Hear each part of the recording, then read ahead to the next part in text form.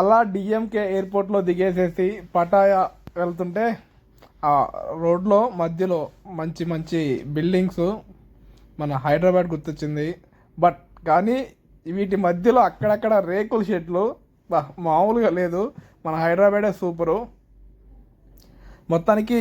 కాకపోతే లగ్జరీయస్ట్ అంటే రిచ్గా ఉండే విల్లాసు పెద్ద పెద్దవి అలా. ఆ మధ్యలో ఒక 1.5 hour 1.5 hour 2 hours 3 hours journey జరిగింది. సూపర్ మంచి మంచి లొకేషన్స్ మంచిగా అనిపించింది.